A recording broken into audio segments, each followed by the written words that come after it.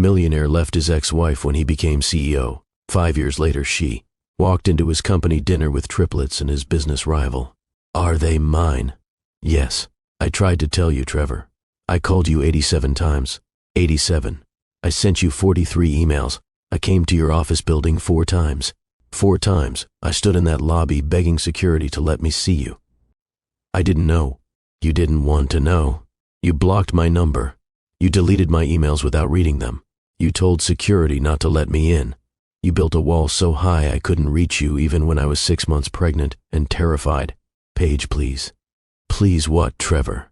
Please forgive you? Please let you meet the 3 sons you abandoned before they were even born? Who is that man, Dad? Let me tell you how I got here. Let me tell you how I lost everything that mattered in less than 60 seconds. My name is Trevor Hale, and 5 years ago, I made a choice. The board of directors at Paramount Industries called me into their executive conference room on the 45th floor. The room had floor-to-ceiling windows overlooking all of Chicago. 8 people sat around a glass table. They controlled billions of dollars. They controlled careers.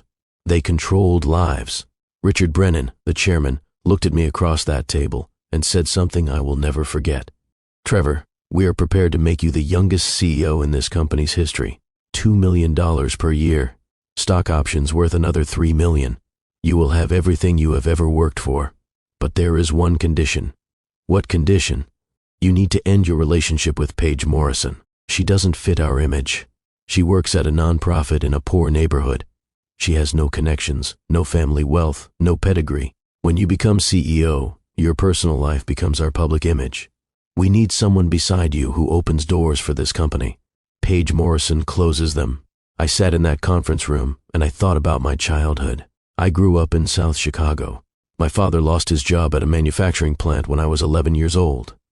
My mother cleaned houses for wealthy families on the north side. She worked 6 days a week. I remember watching her count coins on our kitchen table to buy groceries. I remember wearing the same pair of shoes for 2 years because we couldn't afford new ones. I remember the shame of being the poor kid at school. I promised myself I would never be poor again. I promised myself I would climb out of that neighborhood and never look back. So when Richard Brennan offered me $2 million per year to walk away from the woman I loved, I took it. I chose the corner office. I chose the salary. I chose the image. And I destroyed everything real in my life. But I'm getting ahead of myself. Let me take you back to the beginning. Let me show you what love looked like before I killed it. 6 years ago, I met Paige Morrison in a bookstore in downtown Chicago. It was a Saturday afternoon in October. The bookstore was one of those old places with wooden floors and the smell of coffee and paper. I was looking for a business book, something about leadership or strategy, something to help me climb faster at Paramount Industries. Paige was in the community organizing section. She had auburn hair pulled back in a ponytail. She wore jeans and a green sweater. No makeup, no designer clothes, just natural beauty. We both reached for the same coffee at the counter. Our hands touched. We both pulled back and laughed. "I'm sorry," I said. "You take it." "No, you were here first," she said. Her smile was genuine, not practiced or performed, just real. We started talking. I asked what she was reading. She showed me a book about grassroots community development. She told me she worked as a social worker in Englewood, one of Chicago's most struggling neighborhoods. She helped families find job training and housing assistance. "What do you do?" she asked me. "I work at a tech company, corporate strategy." She didn't seem impressed by that, which was refreshing. Most women I met in Chicago were very interested when they heard I worked at Paramount Industries. They saw dollar signs and connections.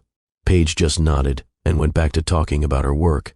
We talked for 20 minutes standing at that coffee counter. When I finally looked at my watch, I realized I had missed the meeting I was supposed to attend. I didn't care. "Can I get your number?" I asked. She smiled again. "Sure."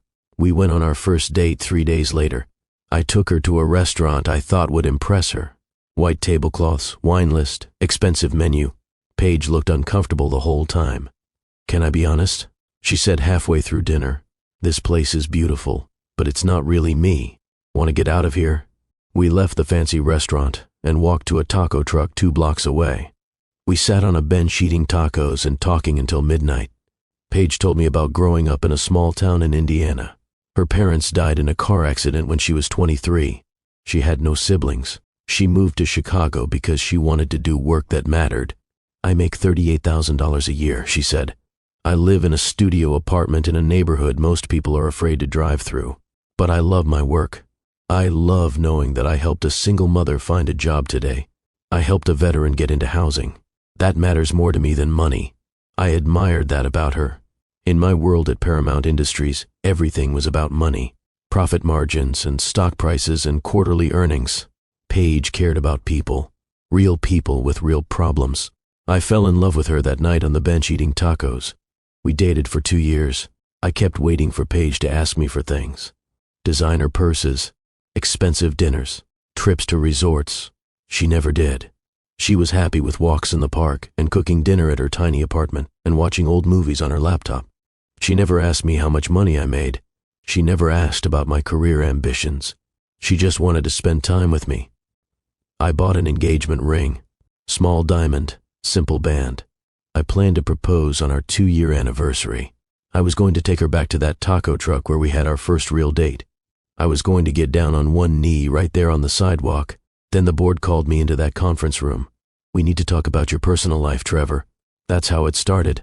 Richard Brennan and 7 other board members sitting around that glass table, all of them looking at me like I was a problem they needed to solve.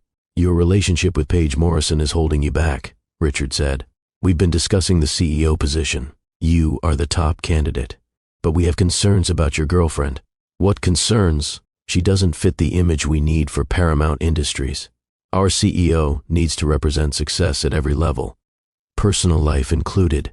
We need a partner who comes from wealth and influence, someone whose family has connections to investors and business leaders. Paige Morrison is a social worker from Indiana. She brings nothing to the table. She brings everything to the table, I wanted to say. She's kind and intelligent and real, but I didn't say that. What are you asking me to do? We're asking you to make a choice, Richard said. End the relationship with Paige Morrison and we will make you CEO. Keep the relationship and someone else gets the position. They gave me 1 week to decide. I went home that night and I didn't call Paige. I sat in my apartment staring at the engagement ring. I thought about my childhood. I thought about my mother's hands red and raw from cleaning other people's houses. I thought about the shame I felt every time I couldn't afford what other kids had. $2 million per year would mean I never had to feel that shame again. It would mean I won. I climbed out of poverty and made something of myself, but it would also mean walking away from Paige. I told myself I would explain it to her. I would tell her the truth. I would say the board gave me an ultimatum and I had to choose my career. Maybe she would understand, but I knew she wouldn't understand because Paige believed in love more than money. She believed in staying true to yourself more than selling out for a salary. So I decided to lie. I called her on a Monday morning. Can we meet? I asked. At our coffee shop. The coffee shop was the place we went to every Sunday morning. Small place in Paige's neighborhood. We would sit by the window and read the newspaper together and split a muffin. Paige was already there when I arrived. She smiled when she saw me.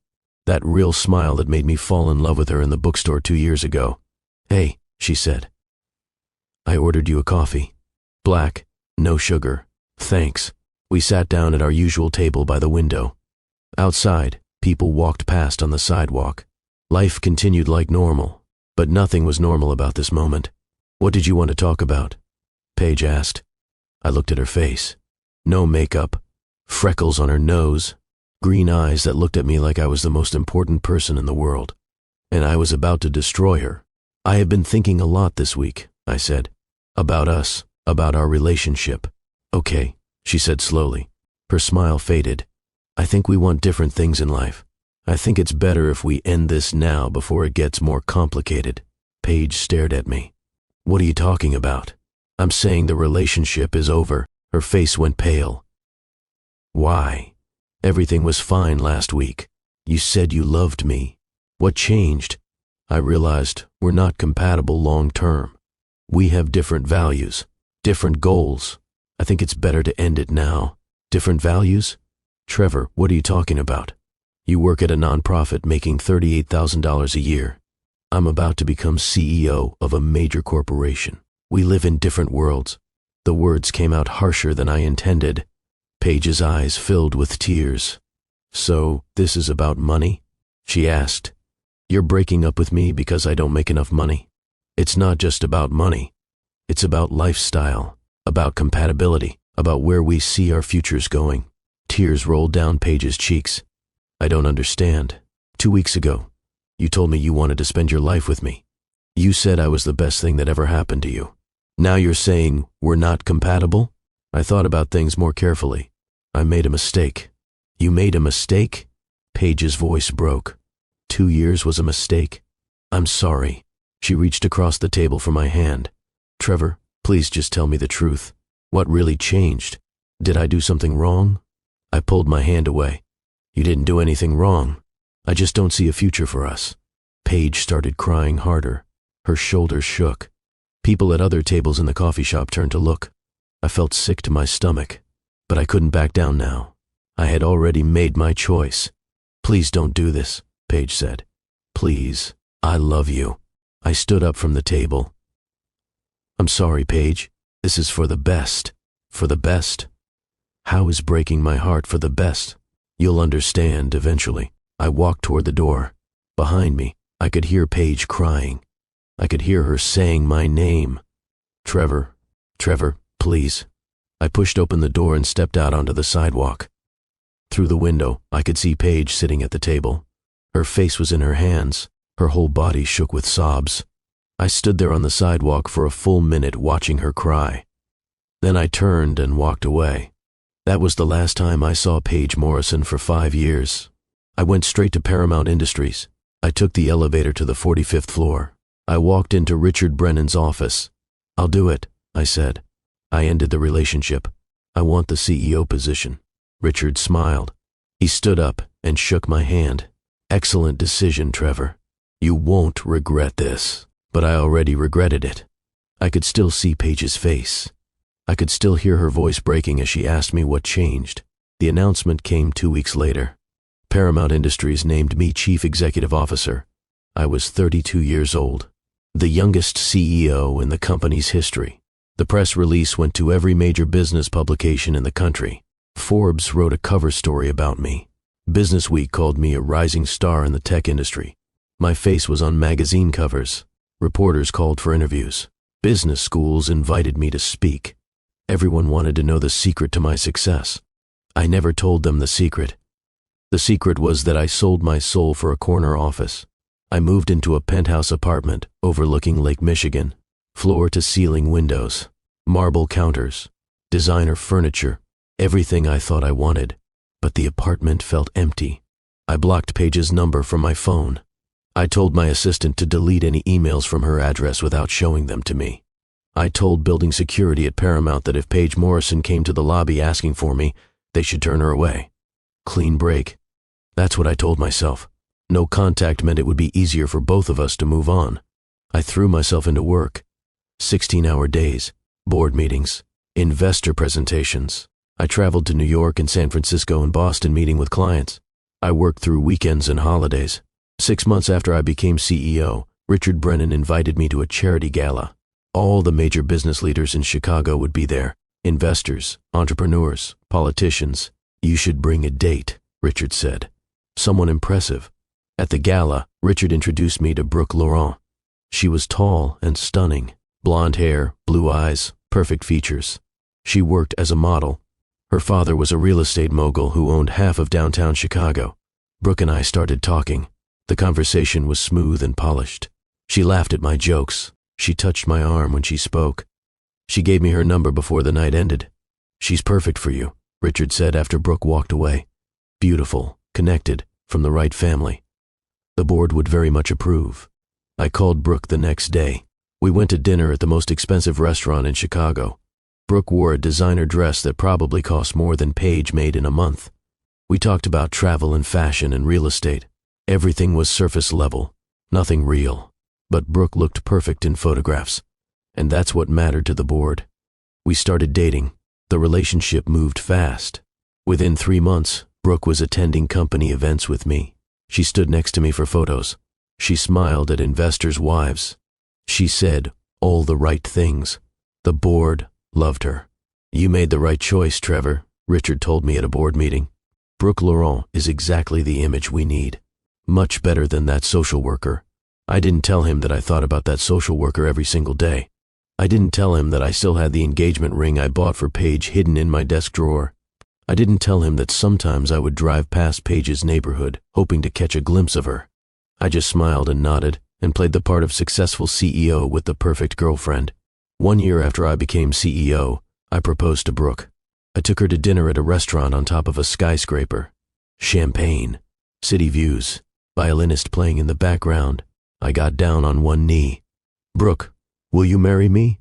Yes, she said. She held up her hand to admire the ring. It was 3 times larger than the ring I bought for Paige.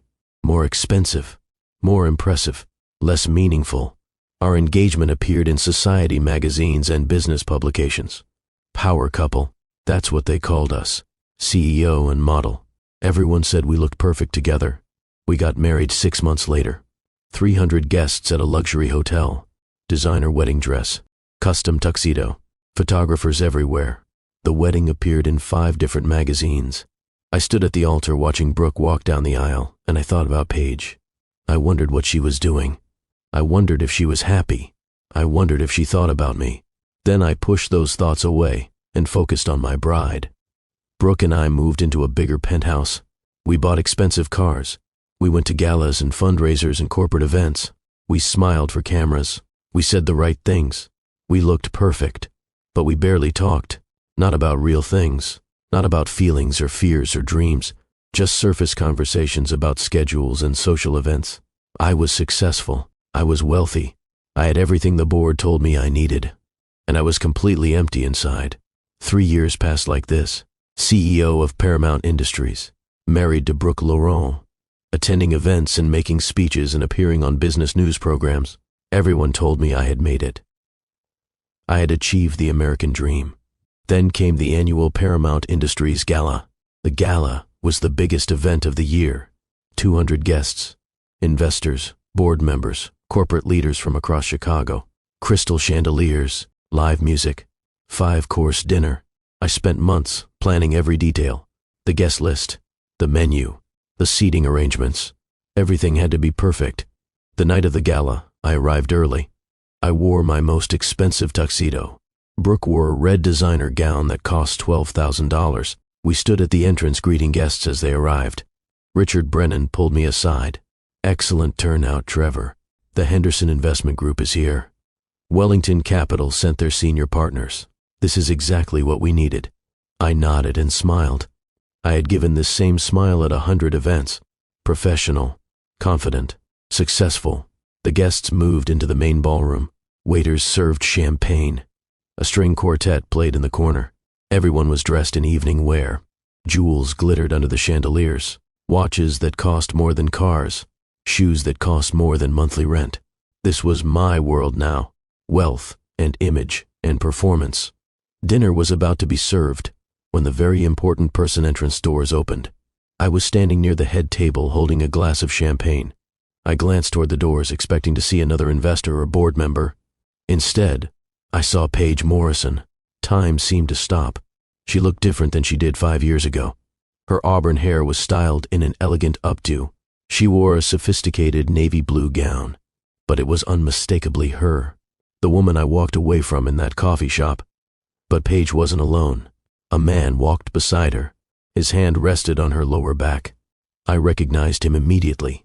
Zachary West, CEO of Vertex Solutions, Paramount Industries' biggest competitor.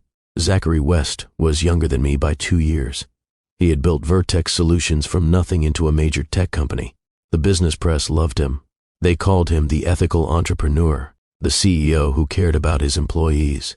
Everything Paramount Industries wasn't, but I barely processed Zachary's presence, because walking beside Paige and Zachary were 3 small boys. Triplets, identical triplets. They couldn't have been more than 5 years old. All 3 wore matching navy suits with small bow ties.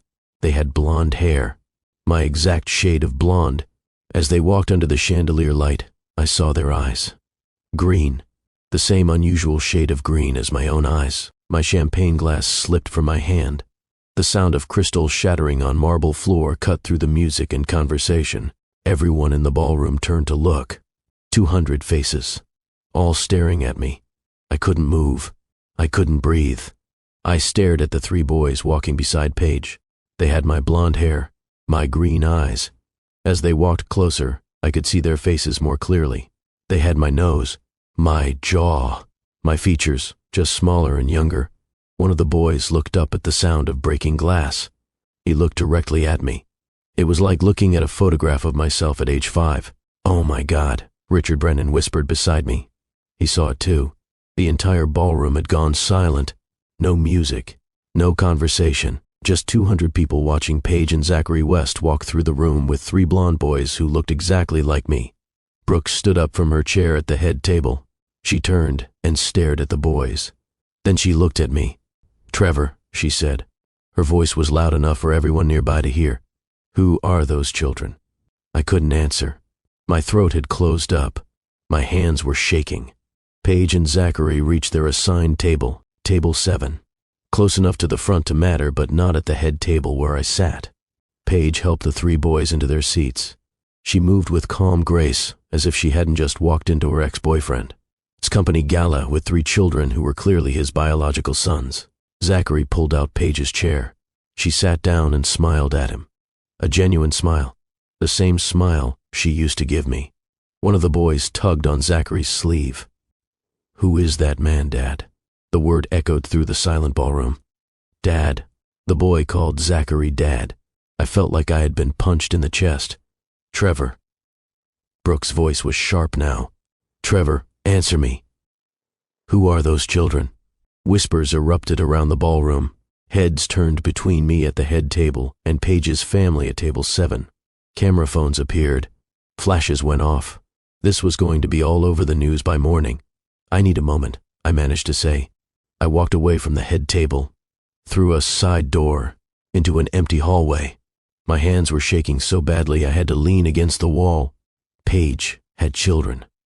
3 identical boys who looked exactly like me. The math was simple. The boys appeared to be about 5 years old. 5 years ago, I walked away from Paige in that coffee shop.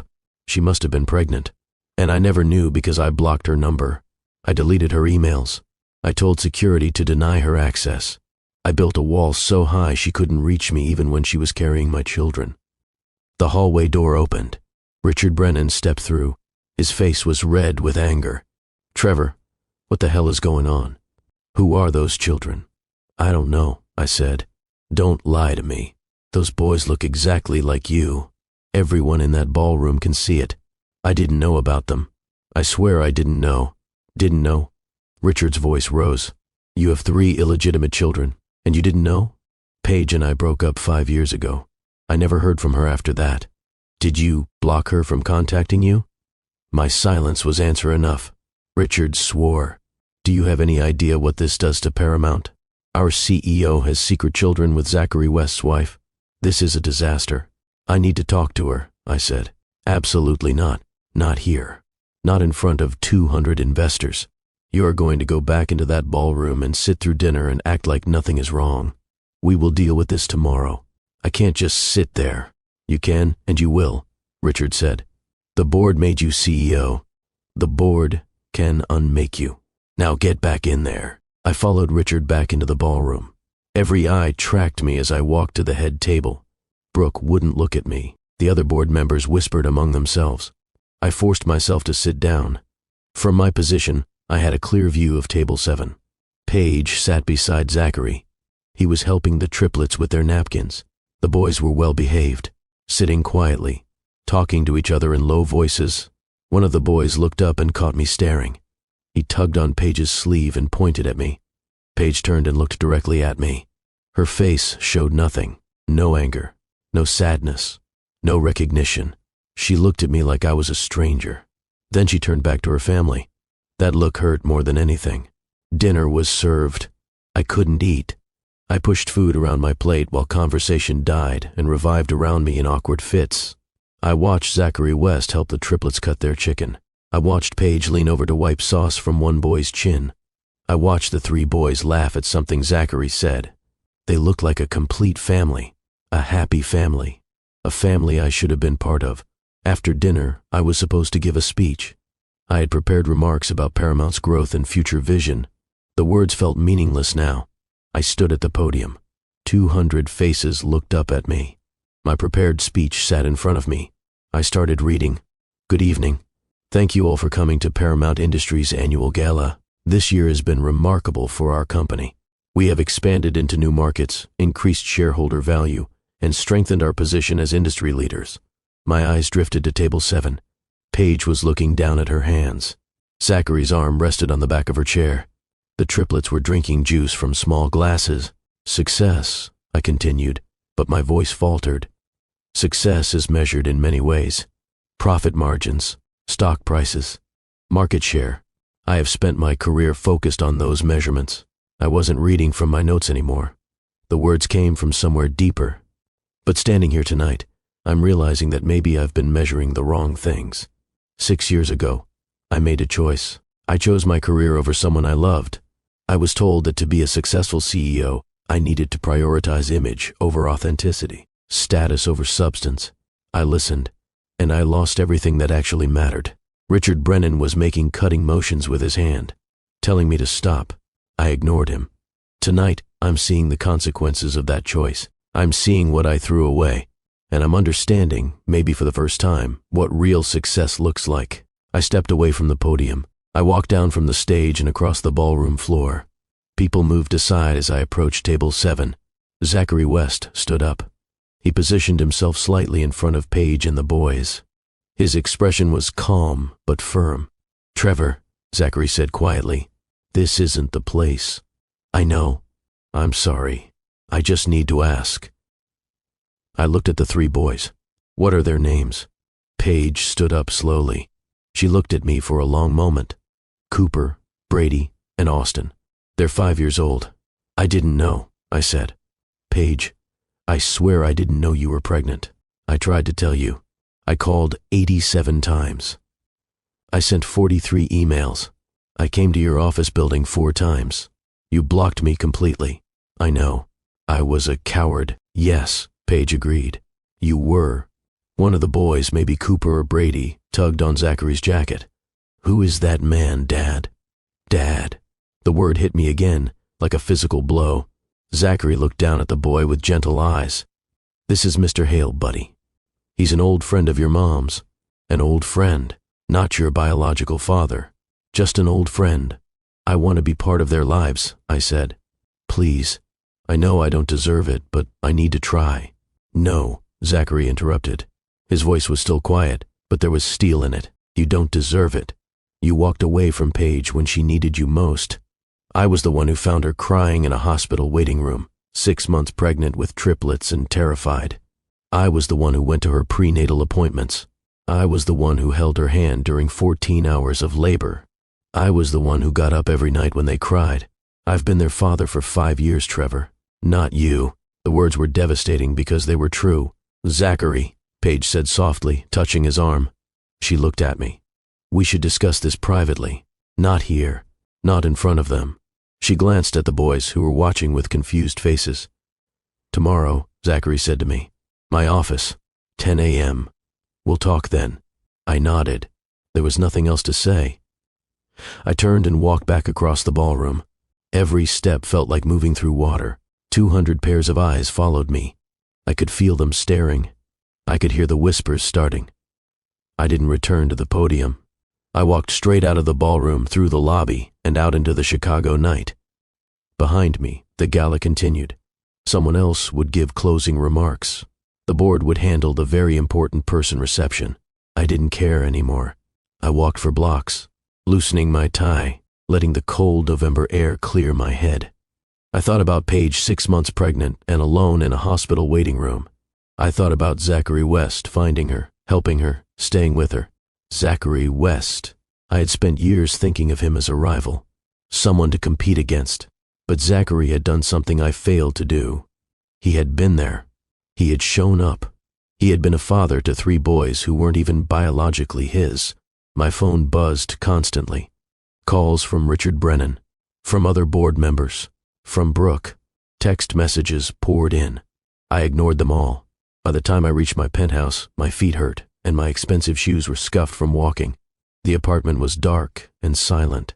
Brooke's things were already gone. She had clearly come here during the gala and packed her belongings. On the kitchen counter was a note in her handwriting. "We're done. My lawyer will contact you." I crumpled the note and threw it away. I felt nothing about Brooke leaving. Our entire relationship had been a performance, a carefully constructed image for the board.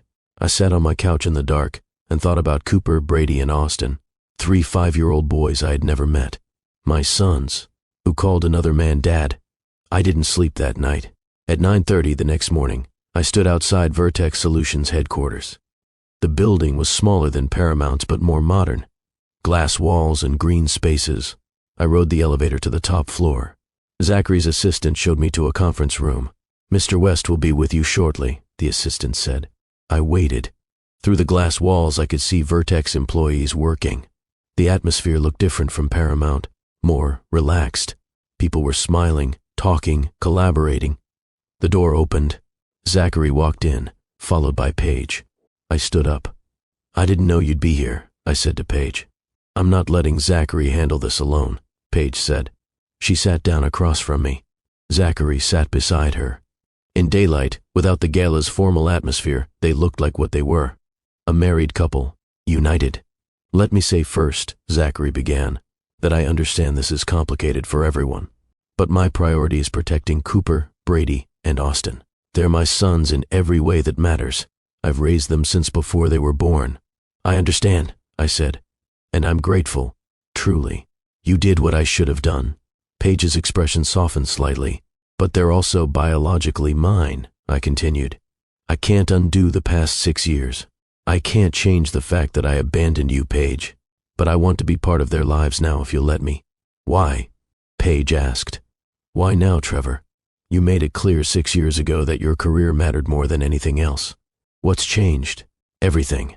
Seeing them last night, seeing what I lost, it's like waking up from a nightmare. The board made me choose between you and becoming CEO. I chose CEO. And every day since then, I've regretted it." "The board made you choose?" Paige's voice rose. "You never told me that. You made me think I wasn't enough. You were more than enough. I was just too weak to fight for you." Silence filled the room. "When I found out I was pregnant," Paige said slowly, "I was terrified. Triplets. I had no family, no support system. I tried so hard to reach you, Trevor.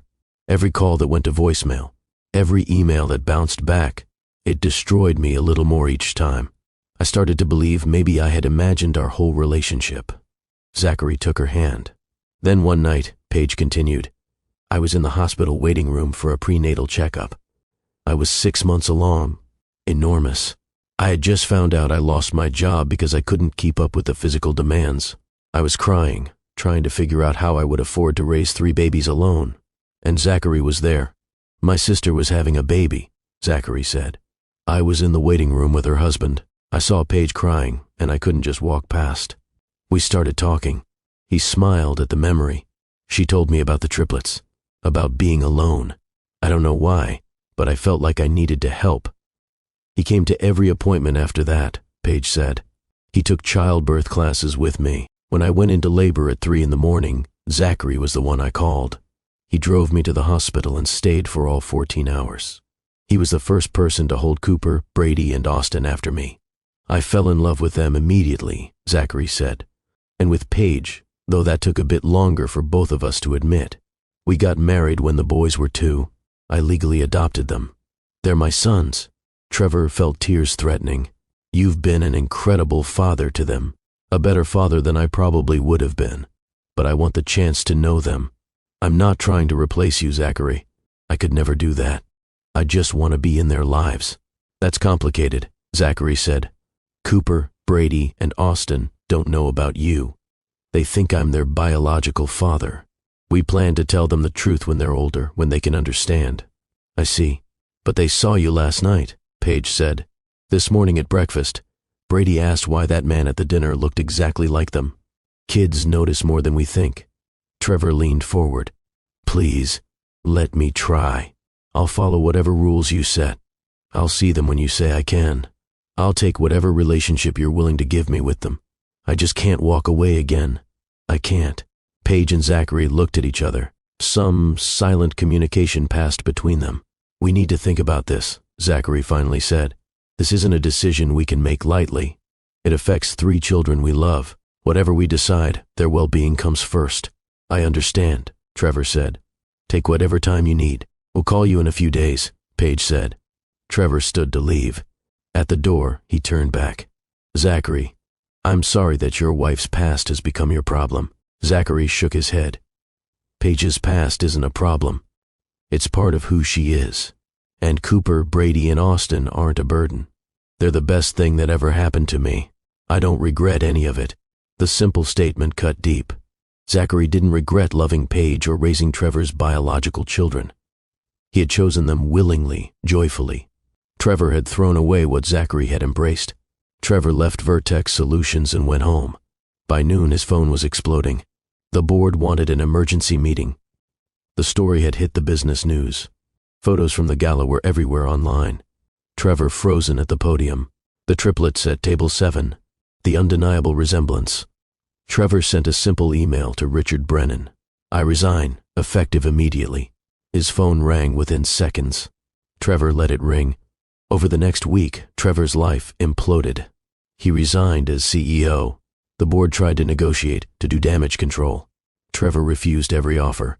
He had spent 6 years building a career that cost him everything real. He was done. Brooke's lawyer filed divorce papers. Trevor signed them without reading them and gave her whatever she wanted. Business news outlets published think pieces about the scandal. Some were sympathetic. Most weren't. Trevor Hale became a cautionary tale. The CEO who prioritized image over integrity and paid the price. Trevor didn't care. He waited for Paige and Zachary's decision. If you've ever made a choice that destroyed everything, leave a comment below. And if you're wondering whether Trevor gets a second chance with his sons, hit that subscribe button. Because what happens next will restore your faith in redemption, or break your heart trying. 8 days after the gala, Paige called. We've decided, she said without preamble. You can meet them. Zachary and I will be there. We're going to tell them the truth. That Zachary is their dad in every way that matters, but that you're their biological father. They might not understand everything, but they deserve honesty. Thank you, Trevor said. His voice broke. Don't thank me yet. If you hurt them, if you make promises you can't keep, if you disappear again, I will never forgive you. Neither will Zachary. I won't disappear. I swear. Saturday at 2 p.m., our house in Oak Park. Zachary will text you the address. The call ended. Saturday came. Trevor woke up at 6 in the morning even though he was not sure he had slept at all. He took a shower. He brushed his teeth 3 times. He tried to eat breakfast but felt too nervous. Trevor looked through his suitcase. He brought 3 different shirts. He put on jeans and a blue button-down shirt. Then he changed. He put on khaki pants and a green sweater. Then he changed again. He finally settled on jeans and a simple gray shirt. At 9 o'clock, Trevor left his hotel. The drive to Oak Park took 20 minutes. He arrived at 9:30. He parked on the street in front of Paige's house. He turned off the car and sat there. His heart was beating fast. His hands felt cold. The house was a beautiful Victorian with a large yard. A tire swing hung from an oak tree. Bicycles leaned against the porch. Toys scattered across the front steps. This was where his sons lived. This was the home Paige and Zachary built for them. Trevor looked at his watch. 9:35. He had 25 minutes. He waited. 9:40. 15 minutes left. 9:50. 10 minutes left. At 9:58, Trevor opened the car door. He stepped out onto the sidewalk. He walked slowly to the front door. He could hear children's voices inside. Laughter. Someone was singing. Trevor reached the door. He checked his watch. 10 o'clock exactly. He pressed the doorbell. The voices inside stopped. Trevor heard footsteps. The door opened. Paige stood there. She wore jeans and a white t-shirt. Her hair was down around her shoulders. She looked at Trevor for a moment without speaking. You're on time, Paige finally said. You told me not to be late, Trevor said. Paige stepped aside. Come in. Trevor walked into the house. The inside was warm and clean. The living room was directly to the right. Toys covered the floor. Building blocks, stuffed animals, coloring books. Shoes sat in a row by the door. Small shoes. Children's shoes. Trevor looked at the walls. Photos hung everywhere. Photos of Cooper, Brady, and Austin as babies, as toddlers, at birthday parties, at the park, at the beach. There was a photo of all three of them wearing matching Halloween costumes. They were dressed as lions with orange manes around their faces. Trevor stared at the photos. He missed all of these moments. First birthdays, first Halloweens, first everything. Wait here, Paige said. She walked to the stairs and went up. Trevor stood in the entryway. He could hear Paige's voice upstairs. She was talking to the children. He could not hear the words. Then he heard small footsteps on the floor above him. A minute later, Paige came back down the stairs. 3 children walked behind her. They stopped at the bottom of the stairs and stared at Trevor. Cooper stood closest to Paige. He wore purple pants and a white shirt. His blonde hair was in 2 braids. He held Paige's hand tightly. Brady stood next to Cooper. He wore a pink dress with stars on it. His blonde curly hair was loose around his shoulders. He looked at Trevor with wide green eyes. No, wait. I need to check the character descriptions. The user said all 3 boys. Let me reread. Actually, I made an error. All 3 are boys. Let me correct this. Brady stood next to Cooper. He wore jeans and a t-shirt with a dinosaur on it. His blonde curly hair was loose and slightly messy. He looked at Trevor with wide green eyes. Austin stood on the other side. He wore blue jeans and a red shirt. His blonde hair stuck up in different directions. He stood partially behind his brothers. Trevor stared at them. They were beautiful. They had his hair and his eyes and his face. But they had Paige's expressions. Paige's mannerisms. They didn't know him at all. Paige knelt down next to the children. Cooper, Brady, Austin, she said gently. This is Trevor Hale. He's your biological father. The 3 children looked at Trevor. No one spoke. Brady tilted his head. Why does he have the same color eyes as us? Because children often look like their biological parents, Paige explained. You have his hair color too. And his eyes. Cooper looked up at Paige. Where was he before? The question hit Trevor hard. He didn't know how to answer, but he had to try. Trevor knelt down on the floor so he was at the children's eye level. I was not here before, Trevor said slowly. I made a mistake. A big mistake. I should have been here, but I wasn't. I'm sorry. Why were you not here? Cooper asked. His voice was quiet. Because I made a bad choice, Trevor said. I chose something else instead of being with you and your mom. I was wrong. Austin stepped out from behind his brothers. Do you know how to play soccer? Trevor smiled a little. Yes, I know how to play soccer. I like soccer, Austin said. I have a team. We practice on Tuesdays. That sounds fun, Trevor said. Brady walked closer to Trevor. Do you like dinosaurs? I do, Trevor said. I have a book about dinosaurs, Brady said. Do you want to see it? I would like that very much, Trevor said. Paige stood up. Why don't you show Trevor your toys in the living room? You can play for a little while. The children looked at each other. Then Brady grabbed Trevor's hand. His hand was so small. Come on, Brady said. My books are over here. Trevor stood up and followed Brady into the living room. Cooper and Austin came too. They were still cautious but curious. Brady sat on the floor and pulled out a book from a basket. It had a dinosaur on the cover. This is my favorite, Brady said. It has a triceratops in it. That's my favorite dinosaur. Trevor sat on the floor next to him. Can you show me? Brady opened the book and pointed to a picture. See? 3 horns. That's why it's called triceratops. You're very smart, Trevor said. Cooper sat down too. He didn't sit close to Trevor. He sat near the couch. He watched carefully. Austin brought over a soccer ball. Can you show me how to kick it? Maybe outside later if your mom says it's okay, Trevor said. Paige sat on the couch. She didn't leave the room. She watched everything. Zachary came down the stairs. He stood in the doorway for a moment, watching Trevor sit on the floor with the boys. Then he walked into the living room and sat next to Paige. For the next hour, Trevor sat on the living room floor with Cooper, Brady, and Austin. Brady showed him all his books. He told Trevor about every dinosaur and every animal. He explained which ones ate plants and which ones ate meat. He showed Trevor pictures and read some of the words. Cooper eventually brought over some drawings he made. He showed them to Trevor, but didn't let Trevor touch them. He held each drawing up and explained what it was. This is our house. This is the park. This is my teacher. Austin talked about his soccer team. He talked about his friend Marcus, who also played. He talked about how he scored a goal last week. He demonstrated his kick in slow motion. The children didn't call Trevor Dad. They called him Trevor. That was okay. Trevor didn't expect them to call him Dad. Not yet. Maybe not ever. After 1 hour, Paige stood up. Okay, kids.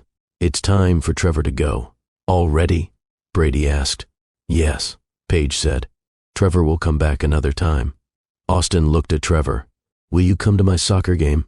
If your mom says I can, then yes, Trevor said. Paige walked Trevor to the door. The children followed. They stood in the entryway looking at him. Thank you for letting me visit, Trevor said to the children. Thank you for showing me your books and your drawings and telling me about soccer. Bye, Trevor, Brady said. Bye, Austin said. Cooper didn't say anything. He just looked at Trevor. Trevor walked out the door and down the steps. He turned back. Paige stood in the doorway with Cooper, Brady, and Austin beside her. They looked like a complete family, a family that Trevor was not really part of yet. Trevor got in his car and started the engine. As he drove away, he looked in the rearview mirror. Paige was still standing in the doorway. The children were waving. Trevor drove down the street and turned the corner. He pulled over and stopped the car. He sat there for a long time. He just met his children. His 3 5-year-old children. They showed him their toys and their books. They talked to him. They let him sit with them. It was only 1 hour. It was only the beginning, but it was something. Trevor put his head down on the steering wheel. He felt tears on his face. He didn't know if they were sad tears or happy tears. Maybe both. He had a long way to go, years of trust to build, years of showing up and proving he meant what he said. But today, for 1 hour, Cooper, Brady, and Austin let him into their world, and Trevor was not going to waste this chance. Trevor wiped his eyes and sat up. He looked at himself in the car mirror. His face was red. His eyes were wet. He took a deep breath and started the car again. He drove back to his hotel. When he got to his room, he called his mother in South Chicago. How did it go? His mother asked immediately. They let me sit with them, Trevor said. Brady showed me his dinosaur books. Austin talked about soccer. Cooper showed me his drawings. That's wonderful, his mother said. They called me Trevor, Trevor said. Not Dad, just Trevor. That's okay, his mother said. You have to start somewhere. Trevor talked to his mother for 20 minutes. Then he hung up and lay on the bed. He looked at the ceiling and thought about Cooper, Brady, and Austin. The next day, Sunday, Paige called Trevor. You can come again next Saturday, Paige said. Same time, 10 o'clock. Thank you, Trevor said. 1 hour again, Paige said. Don't be late. I'll be there, Trevor said. That week, Trevor made decisions about his life. He could not be a father from New York. He needed to be in Boston, close to his children, close enough to see them regularly. On Monday, Trevor called a real estate agent in Boston. He asked about apartments for rent, small apartments, 1 bedroom, nothing expensive. On Tuesday, the agent sent Trevor 3 options. Trevor picked the cheapest one. It was a 1-bedroom apartment in a neighborhood 20 minutes from Oak Park. The rent was $1,000 per month. Trevor used to spend more than that on dinners in Manhattan. Now it would be his housing cost. Trevor signed the lease over email. He would move in at the end of the month. On Wednesday, Trevor received more emails from Brooke's lawyer. The divorce was moving forward. Brooke wanted the penthouse apartment. She wanted half of Trevor's savings. She wanted half of everything. Trevor's lawyer called him. You could fight this, the lawyer said. You don't have to give her everything. Give her whatever she wants, Trevor said. I don't care. Just make it fast. Are you sure? The lawyer asked. Yes, Trevor said. On Thursday, Trevor called his bank.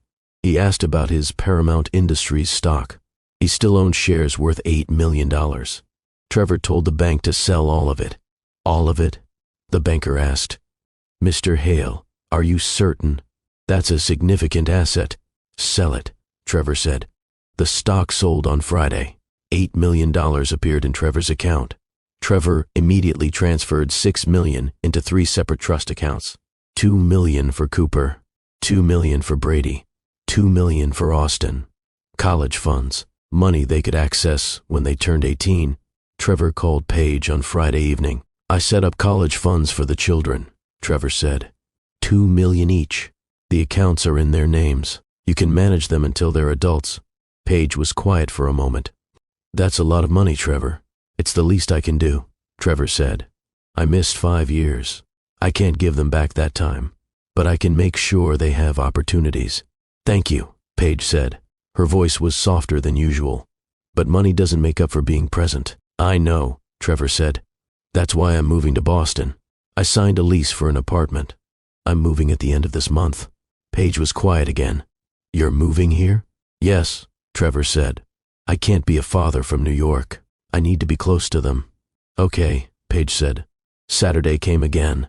Trevor drove to Oak Park. He arrived at 10 o'clock exactly. He knocked on the door.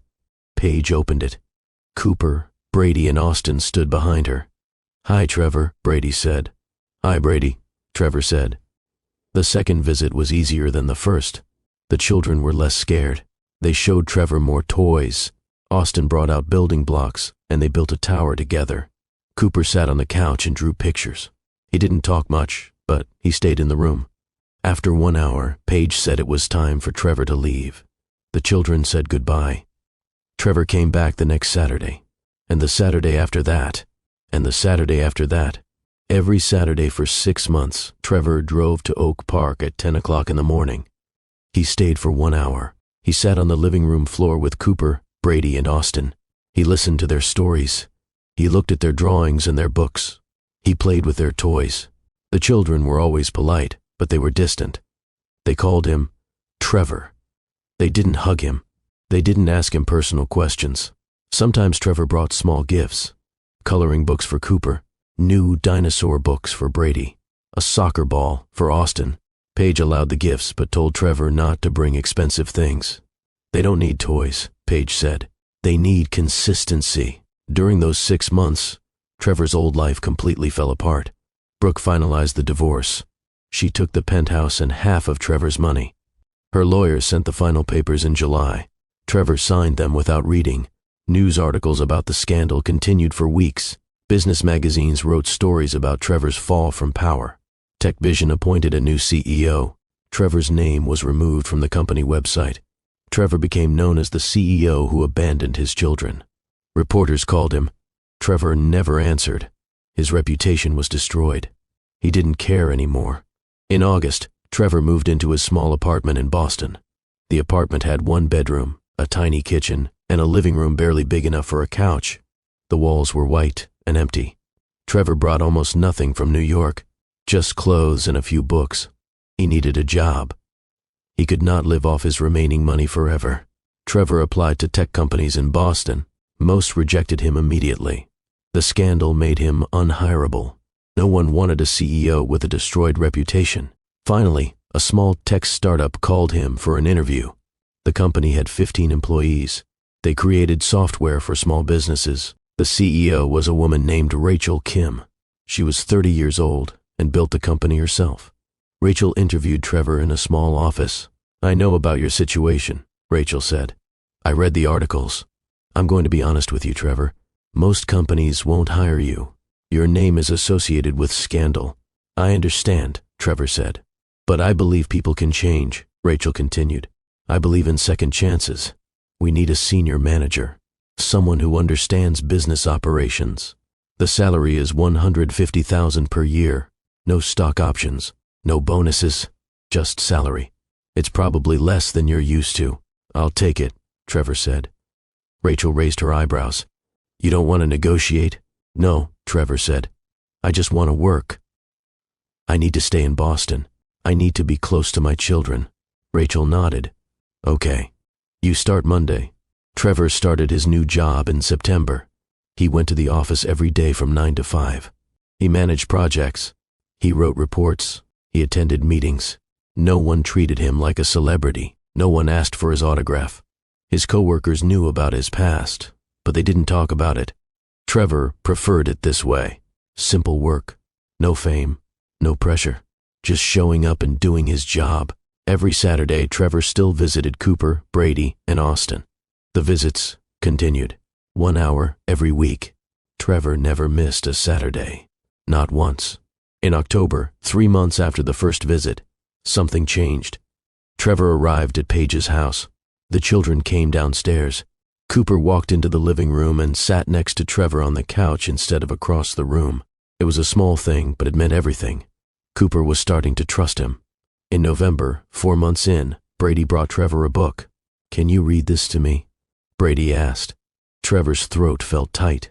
"Yes, I would love to." He read the book to Brady. Brady sat next to him and looked at the pictures. When Trevor finished, Brady said thank you and ran off to play. In December, 5 months in, Austin asked Trevor to play soccer in the backyard. Paige said it was okay. They went outside. The yard was small, but big enough to kick a ball. Austin showed Trevor how he practiced. They kicked the ball back and forth. "You're really good," Trevor said. "I've been practicing a lot," Austin said. "Coach says I might be the best on the team." "I believe it," Trevor said. They played for 15 minutes. Then Paige called them inside. Austin ran to the door. Trevor followed. These small moments meant everything to Trevor. Cooper sitting near him. Brady asking him to read. Austin playing soccer with him. The children were warming up slowly, very slowly, but it was happening. One Saturday in late December, 6 months after the first visit, Trevor was playing soccer with Austin in the backyard. Austin kicked the ball hard. It went over the fence into the neighbor's yard. "I'll get it," Austin yelled. He ran to the fence. "Be careful," Trevor called after him. Austin climbed on a small step stool near the fence and reached over. He grabbed the ball. "I got it, Dad." Then Austin froze. He turned around and looked at Trevor with wide eyes. He realized what he said. "I'm sorry," Austin said quickly. He looked scared. "I didn't mean to." Austin dropped the ball and ran into the house. Trevor heard the back door slam. Trevor stood in the yard alone. His heart was pounding. Austin called him Dad. For 1 second, Austin called him Dad. Trevor walked slowly to the back door. He went inside. Paige was in the kitchen. Austin was standing next to her with his face buried in her side. "I'm sorry, Mommy," Austin was saying. "I didn't mean to call him that." Paige looked at Trevor. Then she looked down at Austin. "It's okay, sweetie," Paige said. "You didn't do anything wrong." "But he's not my dad," Austin said. "He wasn't here before." Trevor knelt down on the kitchen floor. "Austin, can you look at me?" Trevor said. Austin turned his head slightly. "You can call me whatever feels right to you," Trevor said. "You can call me Trevor. You can call me Dad. You can call me anything. There's no wrong answer." "Okay," Austin nodded, but did not say anything. The visit ended a few minutes later. Trevor left. He drove back to his apartment. He walked inside and closed the door. His apartment was quiet and empty. Trevor sat on his couch. He thought about Austin's face when he realized what he said. Austin looked terrified. He thought he did something wrong by calling Trevor Dad. Trevor put his head in his hands. Austin might never call him Dad again. Cooper might never call him Dad. Brady might never call him Dad. They might always call him Trevor. That was okay. Trevor did not deserve the title of father. Not yet. Maybe not ever. But for 1 second, Austin said it.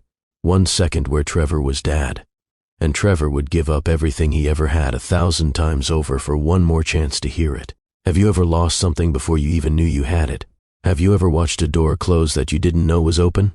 If this story is hitting you in the heart, leave a comment telling me about a second chance you wish you had. And subscribe, because Trevor's journey is about to show you what real redemption looks like when you refuse to give up. Trevor woke up the next morning in his small apartment. Sunlight came through the window. He made coffee and sat at his kitchen table. The table was small, just 2 chairs, nothing like the dining room in his penthouse. Trevor thought about Austin calling him Dad. He thought about Austin's scared face afterward. Trevor picked up his phone. He almost called Paige, but then stopped. He would see them again on Saturday. 5 more days. The week passed slowly. Trevor went to work every day at the tech startup. He managed projects and attended meetings. He ate lunch alone at his desk. He went home to his empty apartment every night. On Wednesday, Paige called him. "Hello," Trevor answered. "Hi," Paige said. "I wanted to talk to you about what happened on Saturday with Austin." Trevor's chest felt tight. "Is he okay?" "He's fine," Paige said. He was confused. "He asked me why he called you Dad. I told him that sometimes our mouths say things before our brains catch up. I told him it was okay." "Thank you," Trevor said. "The children are starting to see you as part of their lives," Paige continued. "That's good, but it also means they're going to have complicated feelings. They're going to be confused about who you are to them." "I understand," Trevor said. "Just keep being consistent," Paige said. "Keep showing up. That's what matters." Saturday came again. Trevor drove to Oak Park at 10 o'clock. He knocked on the door. Paige opened it. Cooper, Brady, and Austin stood behind her. Austin looked at Trevor nervously. Trevor smiled at him. "Hi, Austin." "Hi, Trevor," Austin said quietly. They went into the living room. The children played. Austin was quieter than usual, but he stayed in the room. After 30 minutes, he brought Trevor his soccer ball. "Can we play outside?" Austin asked. "If your mom says yes," Trevor said. Paige nodded. They went to the backyard. Trevor and Austin kicked the ball back and forth. Neither of them mentioned what happened last week, but Austin smiled more. He laughed when Trevor missed the ball. The visits continued every Saturday. 1 hour. Trevor never missed a week. In January, 7 months after the first visit, Paige called Trevor on a Tuesday. "The triplets are turning 6 years old in September," Paige said. "I'm planning a birthday party. Just a small party in the backyard with some of their friends from school." Trevor waited. He did not know why Paige was telling him this. "I wanted to know if you would like to come," Paige said. Trevor felt tears in his eyes. "Yes, I would like that very much." "It's on Saturday, September 15th at 2 in the afternoon," Paige said. "I'll send you the details." "Thank you," Trevor said. Months passed. Trevor kept working at the startup. He kept living in his small apartment. He kept visiting Cooper, Brady, and Austin every Saturday. In March, 8 months in, Cooper brought Trevor one of his drawings. "This is for you," Cooper said. "You can keep it." The drawing showed a house with a tree. 5 stick figures stood in front of the house. 1 tall figure labeled Mom. 1 tall figure labeled Dad. 3 small figures labeled Cooper, Brady, and Austin, and 1 more tall figure labeled Trevor. "This is beautiful," Trevor said. "Thank you, Cooper." Cooper smiled a little. Then he went back to his coloring books. Trevor looked at the drawing. He was in it. He was part of their picture, not as Dad, just as Trevor, but he was there. In June, Brady asked Trevor about his job. "What do you do at work?" Brady asked. "I help a small company organize their projects," Trevor said. "I make sure everyone knows what they are supposed to do." "Is it fun?" Brady asked. "Sometimes," Trevor said. "It's not exciting, but I like it. It lets me stay in Boston near you." "I'm glad you live in Boston," Brady said. Then he went back to his books. Trevor felt his throat get tight. Brady was glad he lived in Boston. He wanted Trevor nearby. In July, Paige called Trevor again. "I think we can increase the visits," Paige said. "You've been consistent for almost a year. You haven't missed a single Saturday. The children are comfortable with you now. What are you suggesting?" Trevor asked. "You can come twice a week," Paige said. "Saturdays at 10 and Wednesdays after school at 4, but only for 1 hour each time." "Yes," Trevor said immediately. "Thank you." "The same rules apply," Paige said. "Be on time. Be consistent. If you say you will be there, you have to be there." "I will be there," Trevor said.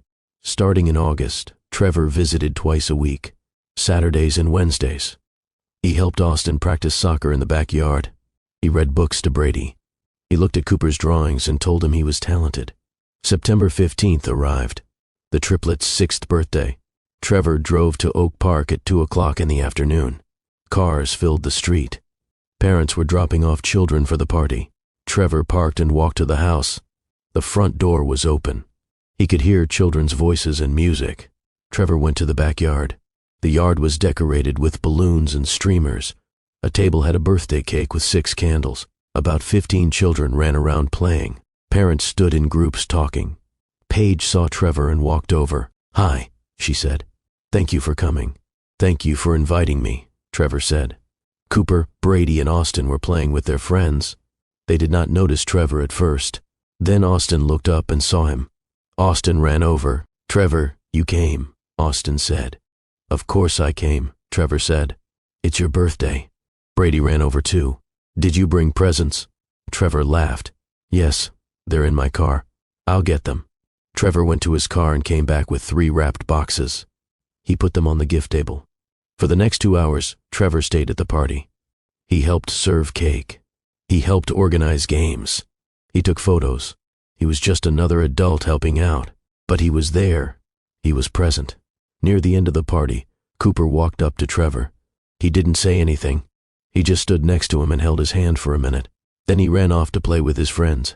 Trevor looked down at his hand. Cooper had held it. Just for a minute, but he chose to stand next to him. After all the other children left, Trevor helped Paige clean up.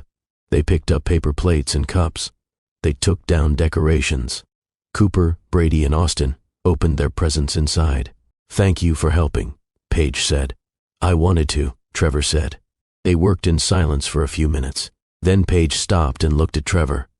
"You're doing better than I expected," she said. Trevor looked at her. "Really?"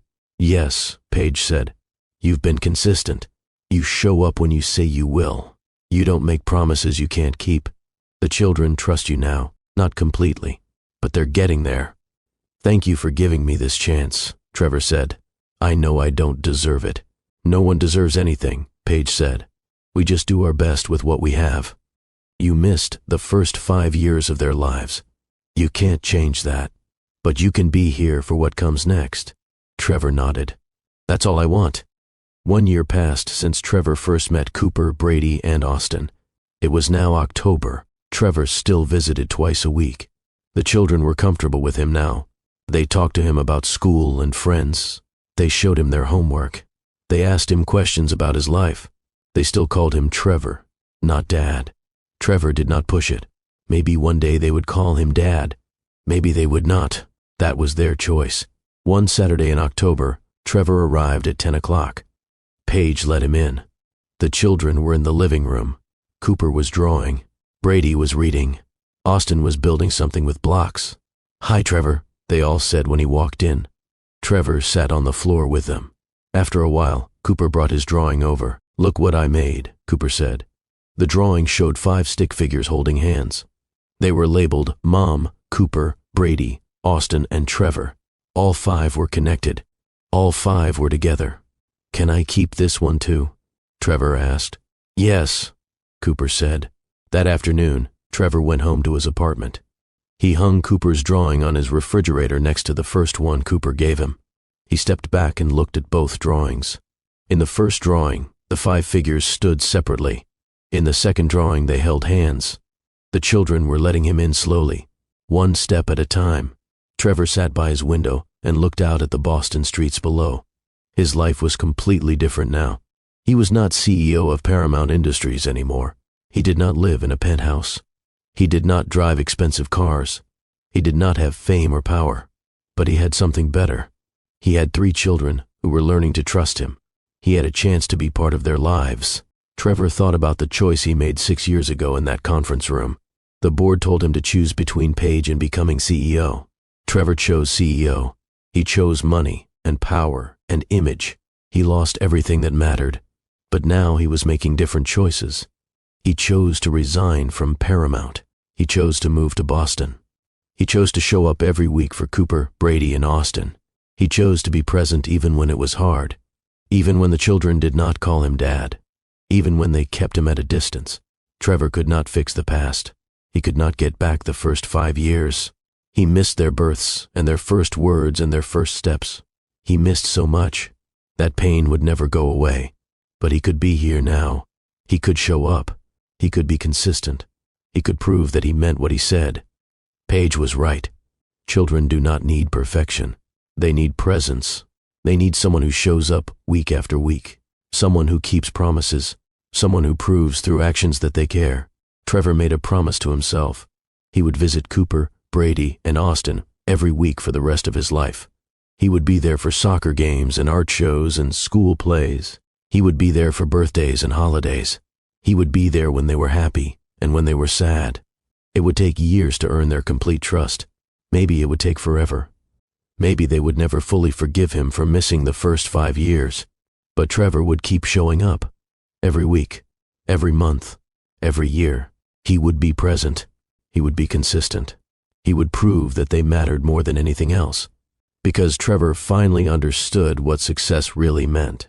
Success was not a corner office or a big salary or fame. Success was not image or power or wealth. Success was 3 children learning to trust him. Success was Cooper giving him drawings. Success was Brady asking him to read. Success was Austin playing soccer with him in the backyard. Success was showing up even when you don't deserve a second chance. Success was doing the work to repair what you broke. Success was choosing family over everything else. Trevor looked at the drawings on his refrigerator one more time. 5 stick figures holding hands. Mom, Cooper, Brady, Austin, and Trevor. He was part of their picture now.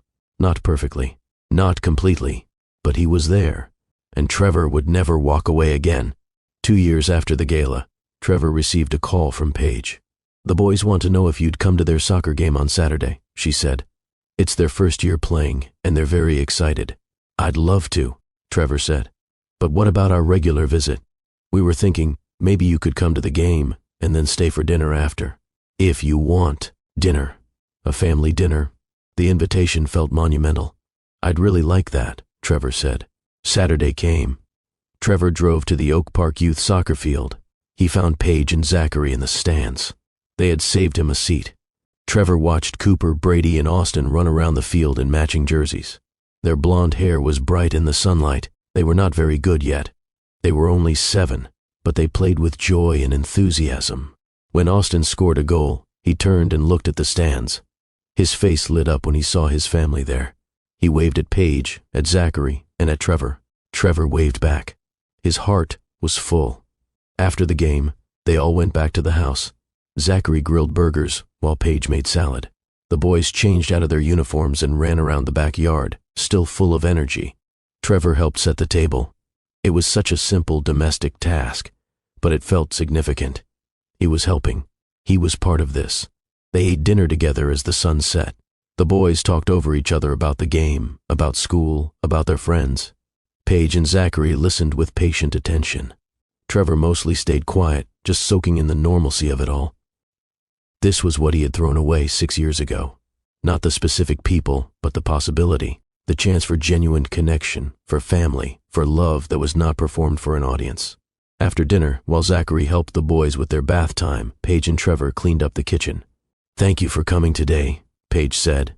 "The boys were really excited that you'd be there." "Thank you for inviting me," Trevor said. "This means everything." Paige dried a plate thoughtfully.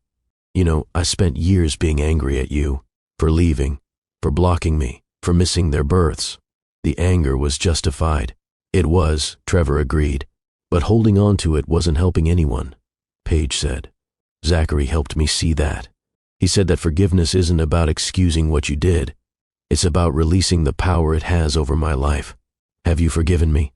Trevor asked quietly. Paige considered. "I'm working on it.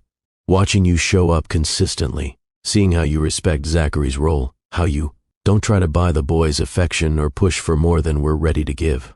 It helps. You're doing the work, Trevor. That matters. I'll keep doing it," Trevor said. "For as long as you'll let me." "I know you will," Paige said. "And I think eventually I'll get to full forgiveness. I'm not there yet, but I'm closer than I was." It was not absolution, but it was grace, and Trevor would take it. Upstairs, Trevor heard Zachary reading a bedtime story. The boys were laughing at the funny voices he made. Zachary was an incredible father. Present, engaged, loving. Everything Trevor had not been and was trying to become. Before Trevor left that night, Cooper ran down the stairs in his pajamas. "Trevor, wait," Cooper called. Cooper held out a small toy car. "I want you to have this. You can bring it back next time." Trevor knelt down and took the car carefully. "Are you sure? This looks important." "It is," Cooper said seriously. "That's why I'm letting you borrow it." So you have to come back. Trevor felt his eyes sting. I'll take very good care of it. And yes, I'll definitely come back. Cooper smiled and ran back upstairs. Trevor stood on the porch with Paige and Zachary. He looked at the small toy car in his hand, red with racing stripes, worn smooth from being played with. He's never let anyone borrow that car before, Zachary said quietly. Not even his brothers. The significance was not lost on Trevor. Cooper was learning to trust him. Trevor drove home with the toy car in his cup holder. In his apartment, he placed it carefully on his desk next to the family drawings. These were his treasures now. Not stock portfolios or corner offices or six-figure bonuses. A child's drawing and a borrowed toy car. Evidence that he was becoming part of something real. 4 years after the gala, the boys were 9 years old. Trevor had been part of their lives for 4 years now. More than half of their lifetime. He saw them weekly. He attended their school events, their sports games, their birthday parties. He was Uncle Trevor to their friends. Just Trevor to Cooper, Brady, and Austin. And he was okay with that. One Saturday in spring, Trevor arrived for his weekly visit. Paige opened the door with an unusual expression, similar to the day the boys had shown him the family tree drawing. What's going on? Trevor asked. The boys have something they want to ask you, Paige said. In the living room, Cooper, Brady, and Austin sat on the couch in a row. They looked nervous. Zachary stood nearby, his hand on Paige's shoulder. He nodded encouragingly at the boys. Trevor, Brady started. We've been talking, and we have a question. Okay, Trevor said, sitting down in the chair across from them. What's up? The three boys looked at each other. Some silent communication passed between them. Then Cooper spoke. Dad is our dad, Cooper said. That's never going to change. He's the best dad in the world. He absolutely is, Trevor agreed. But you're important too, Austin added. Your family. You've been coming every Saturday for 4 years. You've never missed one, not even when you were sick that time. Trevor had indeed shown up with a terrible cold once, wearing a mask and keeping his distance, but refusing to break his streak of weekly visits. So we were wondering, Brady continued, if maybe instead of just Trevor, we could call you something else. Trevor's heart started beating faster.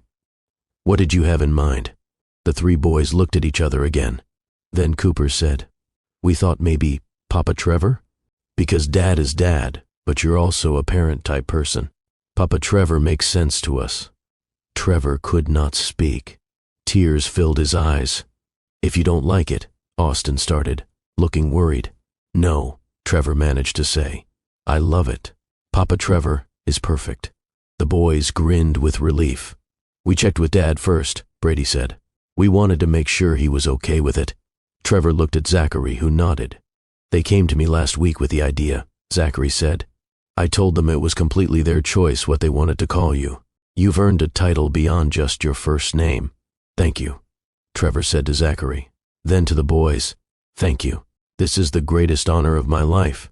Okay, Papa Trevor, Cooper said with a smile, testing out the name. Do you want to play basketball?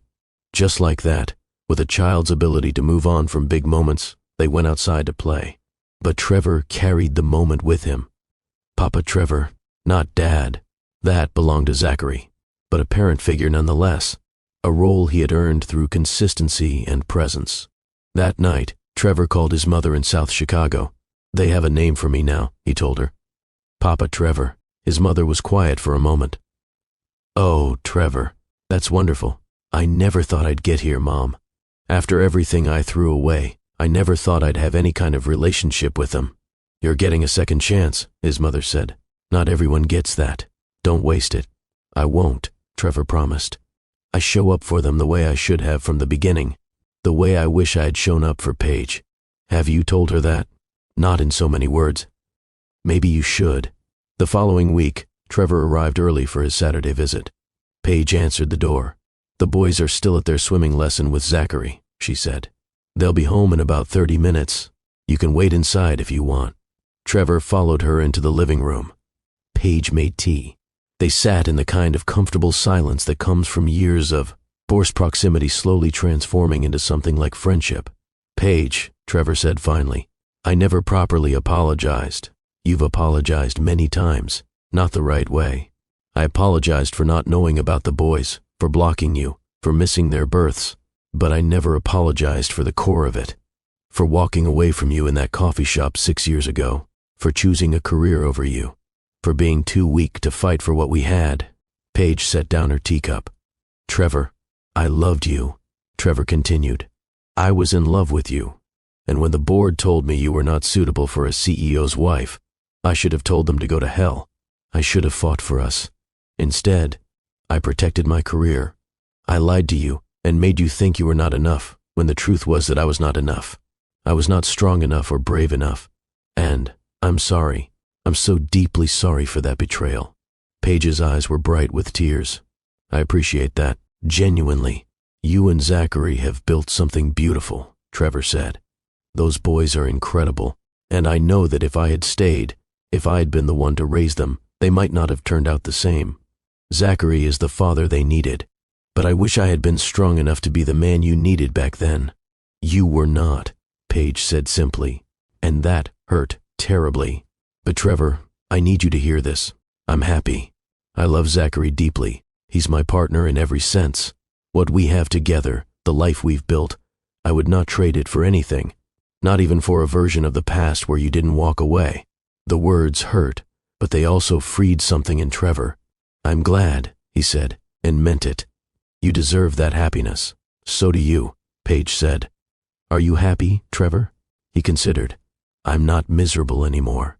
For years after becoming CEO, I felt hollow. Now I feel like I'm building something real. The boys, my work helping small businesses instead of maximizing shareholder value. My life in that small apartment instead of a penthouse I never felt at home in. It's not the life I thought I wanted, but it might be the life I needed. That's good, Paige said. The boys love having you in their lives, you know. Cooper told me last week that Papa Trevor is his favorite Saturday tradition. Really, you've become part of their world, Trevor. Maybe not in the way you originally would have been, but in a meaningful way nonetheless. The front door opened. The boys tumbled in with Zachary, wet-haired and energetic. Papa Trevor, Austin yelled. You're early. Do you want to see the dive I learned? Definitely, Trevor said. As the boys dragged him upstairs to show him videos on Zachary's phone, Trevor glanced back at Paige. She smiled at him, a genuine smile of friendship and shared purpose. They were Caro parents now, in a strange and unconventional way. Not the way Trevor had once imagined, but real nonetheless. 5 years after the gala, Trevor stood in the backyard of Zachary and Paige's house, watching Cooper, Brady, and Austin play with their friends. It was their 10th birthday party. The yard was full of children running around, parents talking in groups, and decorations everywhere. A banner read, Happy 10th birthday, Cooper, Brady, and Austin. Zachary came over and handed Trevor a beer. Hell of a turnout, Zachary said. They're popular kids, Trevor observed. You and Paige have raised them well. We've done okay, Zachary said. Then, after a pause, You know, I never thought I'd say this, but I'm glad you're here, Trevor. Not glad for how it happened, but glad that the boys have you in their lives. That means a lot coming from you. I mean it. 5 years ago when you showed up at that gala and everything exploded, I was ready to hate you forever. But you've done the work. You've shown up consistently. You've respected boundaries. You've never tried to compete with me or undermine my role. That takes real character. I learned from watching you, Trevor said honestly. You're the father I should have been. No, Zachary corrected gently. I'm the father I am. You're becoming the Papa Trevor they need. Different roles, both important. Cooper ran over, breathless and grinning. Papa Trevor. Dad, come play capture the flag with us. We need more adults on the teams. You heard the boy, Zachary said with a smile. We're needed. They spent the next hour running around the yard with 10-year-olds, playing capture the flag until everyone was exhausted and laughing. Later, after cake and presents, after most of the guests had left, Trevor helped clean up. Paige was in the kitchen, boxing up leftover cake. Thanks for all your help today, she said. Of course. It was fun. Brady came into the kitchen. Papa Trevor, before you go, can you help me with something upstairs? Sure, buddy. Trevor followed Brady to the bedroom he shared with his brothers.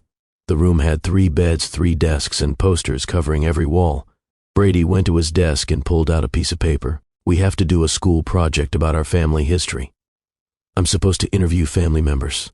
Could I interview you? Absolutely, Trevor said. What do you want to know? Brady pulled out a list of questions. Where were you born? What did your parents do? What was your childhood like? Stuff like that. For the next 20 minutes, Trevor answered Brady's questions. He talked about growing up poor in South Chicago, about his mother cleaning houses, about studying hard to get a scholarship. So, you didn't have money when you were a kid? Brady asked. No, we were pretty poor. But then you became a CEO? I did, for a while. Why aren't you CEO anymore? Trevor chose his words carefully. Because I made some choices that hurt people I cared about. When I realized what I had done, I decided the job was not worth it. Do you regret it?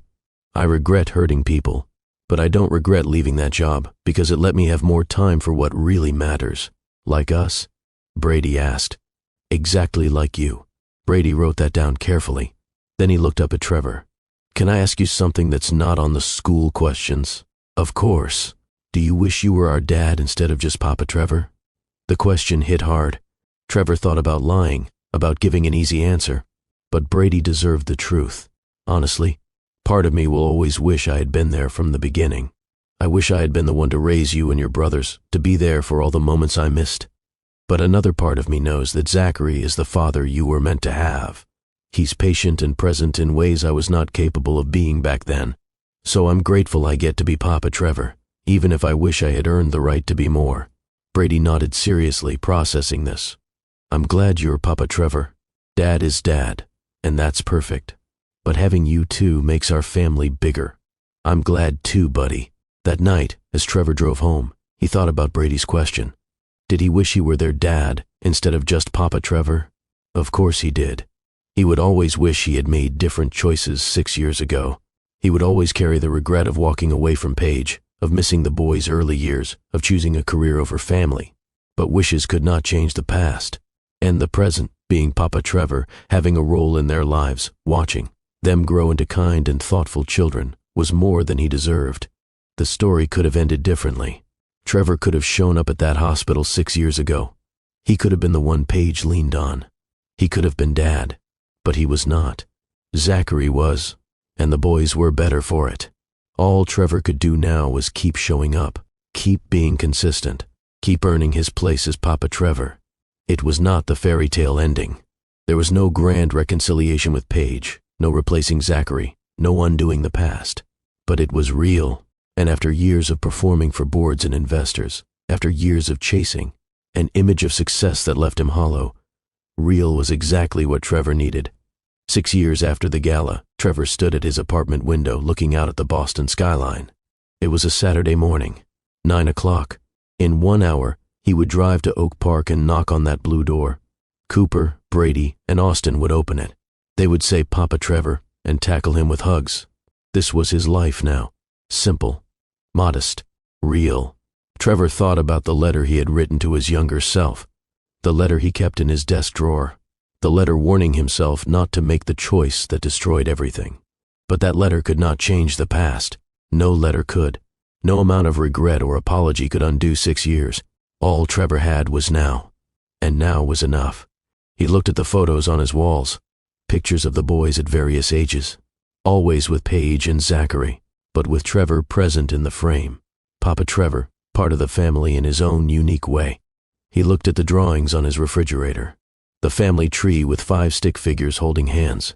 He looked at the small red toy car on his desk, the one Cooper had lent him years ago and then regifted permanently. These were his treasures, evidence that he had earned his way back. Not all the way, never all the way, but enough. Trevor picked up his keys. It was time to go. As he drove to Oak Park, he thought about success. Real success. He had been CEO of Paramount Industries for 5 years. He had made millions of dollars. He had been on magazine covers and television programs. He had been photographed and interviewed and celebrated. None of that mattered now. What mattered was that in 10 minutes, he would knock on a blue door and 3 boys would open it. What mattered was that he showed up. Every week, without fail, for 6 years. What mattered was that he proved through actions, not words, that they were more important than anything else. Trevor pulled up to the house at 9:55. He sat in his car for 5 minutes. The same ritual he had followed for 6 years. Gathering himself, preparing. At exactly 10 o'clock, He walked to the door and knocked. The door flew open. 3 blonde boys with green eyes looked up at him. "Papa Trevor," they said in unison. They tackled him with hugs, all 3 at once. Trevor knelt down and wrapped his arms around them. Zachary appeared in the doorway. He smiled and nodded at Trevor. Paige came up behind Zachary. She smiled too. "Come in," she said. "We're making pancakes." Trevor followed his family inside. The door closed behind him. This was redemption. Not dramatic or perfect. Just showing up, week after week, year after year, being present, being consistent, being part of their lives in whatever way they would allow. Trevor Hale had lost everything 6 years ago. His career, his reputation, his chance to be there from the beginning. But he had gained something more valuable. 3 sons who called him Papa Trevor, a place in their family, a purpose that actually mattered. He had learned the hardest lesson, that success is not measured in corner offices or stock prices or magazine covers. Success is measured in Saturday mornings, in pancake breakfasts, in soccer games and birthday parties, in children's laughter and trust earned slowly over years. Success is choosing to show up, even when you don't deserve it, even when the door should be closed, even when you have no right to ask for grace, and then doing the work to earn that grace every single day. If you're watching this and you've ever walked away from something that mattered, I want you to know it's not too late. Redemption is possible, but it requires work, consistency, humility, time. It requires showing up again and again even when you don't deserve it. If this story moved you, hit that subscribe button and share it with someone who needs to hear that second chances are real. And drop a comment telling me what success means to you. Because maybe, just maybe, we've all been measuring the wrong things. Trevor sat at the kitchen table with Cooper, Brady, and Austin. They were talking about school and friends and the soccer game later that afternoon. Zachary flipped pancakes at the stove. Paige poured orange juice. This was family. Messy and complicated and unconventional, but real. Trevor had spent his whole life climbing towards something. Success, achievement, proof that he mattered. But he had been climbing the wrong ladder. Real success was right here, in this kitchen, with these people, living a life that mattered, not because of what he achieved, but because of who he showed up for. "Papa Trevor," Austin said, tugging on his sleeve. "Are you coming to my game today?" "Of course," Trevor said. "I wouldn't miss it." And that was the truth. Trevor would not miss it. He would not miss any of it. Not anymore. He had missed the first 5 years.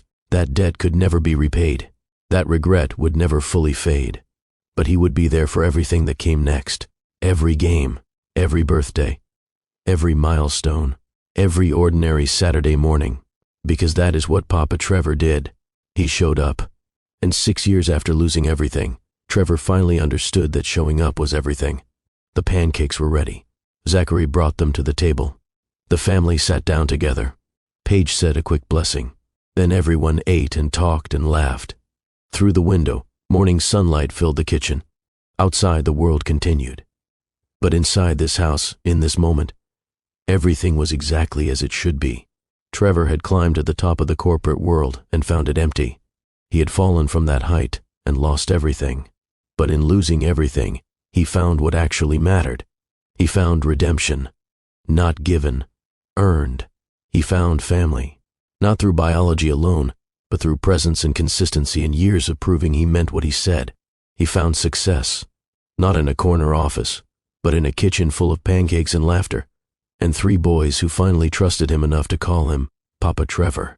And that was worth more than every $1 million he ever made. Worth more than every magazine cover. Worth more than every achievement and award and accolade. This was real, and real was everything. Trevor looked around the table at his family, at Paige, who had forgiven him enough to let him into her home, at Zachary, who had shown him what real fatherhood looked like, at Cooper, Brady, and Austin, who had given him a second chance he never deserved. And Trevor made a silent promise, a promise he had made 1,000 times before and would make 1,000 times again. I will keep showing up. I will be here, always, not because it was easy, not because he had earned it, but because they mattered more than anything else in the world. And finally, after 6 years of mistakes and regret and slow, painful redemption, Trevor Hale understood what his life was really for. Not to build empires, not to chase wealth, not to prove anything to anyone, but to be present, to be consistent, to be Papa Trevor, and that was enough.